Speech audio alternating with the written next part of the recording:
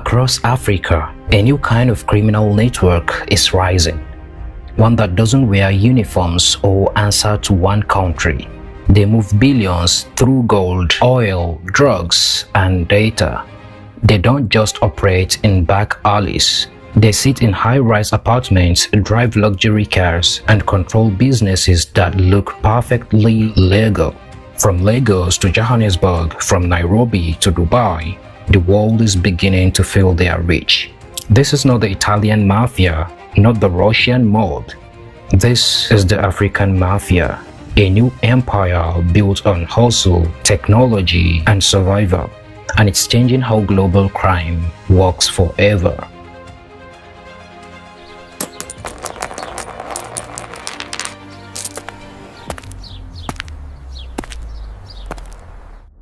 To understand this rise, we have to go back to where it all began.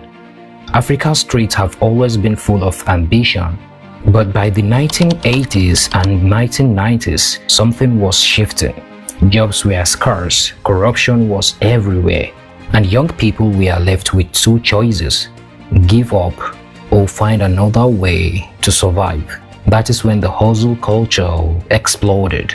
In Lagos, Accra, and Nairobi, people found creative ways to make money, sometimes legal, sometimes not. Smuggling, fake documents, phone fraud, all small at first, but then came the internet. What used to happen on the streets moved online. Young people learned they could make money from anywhere, even from a small room with a laptop. This was the birth of the digital underworld. The world would soon know them as Yahoo boys. They started with love scams, fake investment letters, and email frauds. At first, it seemed harmless, a digital prank against wealthy foreigners. But as the money started flowing, it changed everything. Luxury cars filled streets, mansions appeared in poor neighborhoods, and a new generation of criminals found power in Wi-Fi and words. The internet had given birth to Africa's first global crime network.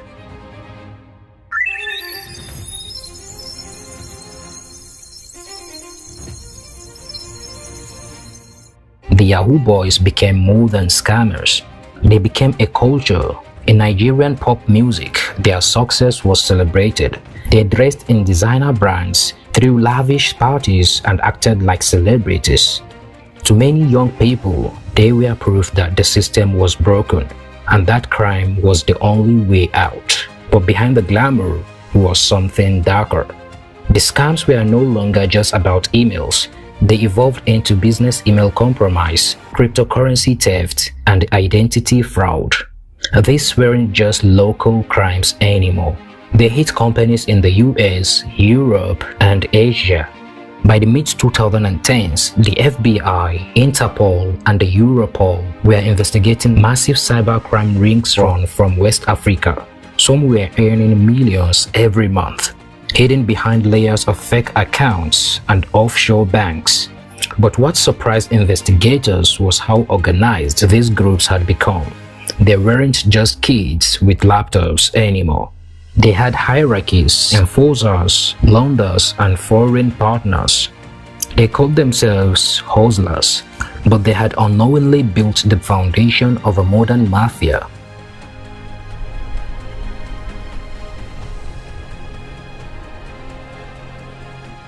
While the digital mafia was rising, another empire was growing in Africa's resource-rich regions. Gold, oil, and minerals. Treasures worth billions. But where there is wealth, there is crime. In Nigeria's Niger Delta, armed groups began stealing crude oil from pipelines, an operation known as oil bunkering. They refined it illegally, sold it to international traders, and funded their own private armies. It was no longer just about theft. It became a full underground economy. Further north, in Mali and Sudan, illegal gold mining exploded. Entire villages turned into mining camps controlled by militias. Gold smuggling routes stretched from the Sahel to Dubai, where the metal was laundered into the global market. Billions of dollars in dirty gold passed through borders every year. and almost none of it was taxed. Behind these operations were networks, groups that control logistics, paid off officials, and use violence to protect their business. They were not Italian or Colombian cartels. They were African-built syndicates. Locals call them mafias. And unlike traditional gangs, these ones blended in. They wore suits, attended political meetings, and even funded elections. In many countries, the line between crime and government started to blur.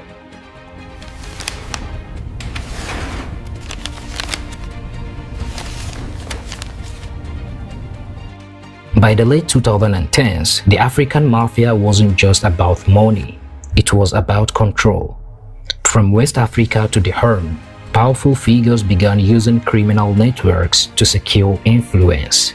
They funded politicians, they bought police loyalty, they owned the ports, the banks, and even parts of the army. In some regions, kidnapping became a business. Militias kidnapped foreigners, business people, even school children, demanding ransom to fund their operations. It was chaos, but profitable chaos. And then came technology. Cryptocurrency made it easier than ever to hide dirty money. Bitcoin became the new offshore bank. Millions moved across borders without a trace through digital wallets and encrypted phones.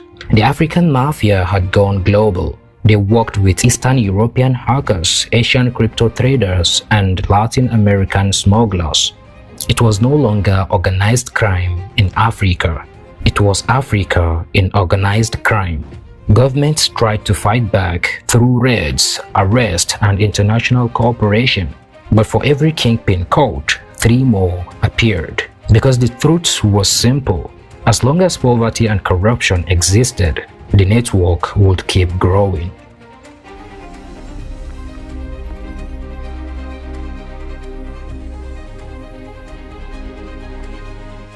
Today, the African Mafia doesn't always look dangerous. Sometimes it wears designer sneakers and drives luxury cars.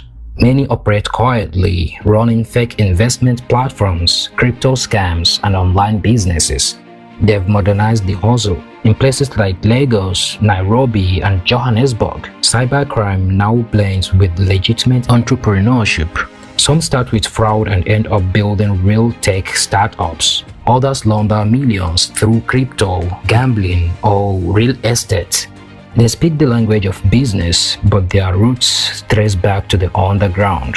International investigators say the new generation is smarter, harder to track, and more patient. They no longer chase fast money, they build networks that last. Networks that reach Europe, Asia, and Middle East. In 2023, global agencies traced over $2 billion in scams and illegal transfers linked to African origin syndicates. And experts say that is only a fraction of a real number. This isn't just cybercrime anymore. It's organized, profitable, and deeply global. It's the digital arm of the African Mafia.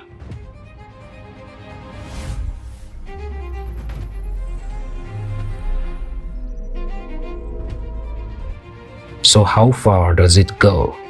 From stolen oil in Nigeria to gold smuggling in Sudan, from fraud rings in Ghana to crypto networks in South Africa, from fake visa operations in Kenya to human trafficking routes through Libya.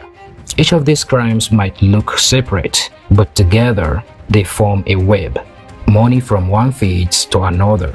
Weapons moved through the same ports that ship illegal goods. Politicians, businessmen, and criminal leaders all share the same networks. It's a silent empire hidden behind the banks, shell companies, and encrypted apps. And the world rarely sees the full picture. But make no mistake, the African Mafia is not a single group. It's a system born from inequality, powered by technology, and protected by corruption. And its influence now reaches every continent.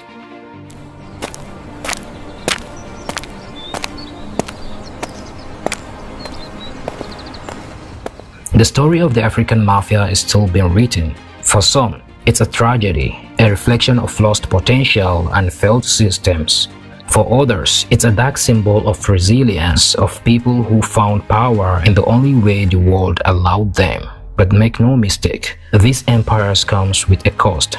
Communities are destroyed, governments weakened, young talents lost to greed and violence. Yet, there is hope. Across the continent, a new movement is rising, one that uses technology for innovation, not exploitation. Startups, creators, and reformers are fighting to build the same systems that crime once controlled. Still, the shadow remains, because in the world of the African Mafia, power never truly disappears. It just changes hands.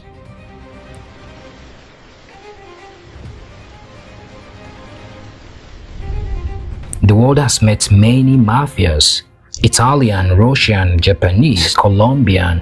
But now, a new one stands among them, born not in luxury, but in struggle. Its members don't swear loyalty to a code, they swear loyalty to survival. The African Mafia isn't just a crime story, it's a mirror, showing what happens when a continent full of talent and ambition is left to fend for itself. And as the world watches Africa's rise, one question remains: will its future be built by innovation or by the empire of the underworld? Thanks for watching. Every story reminds us that truth always catches up.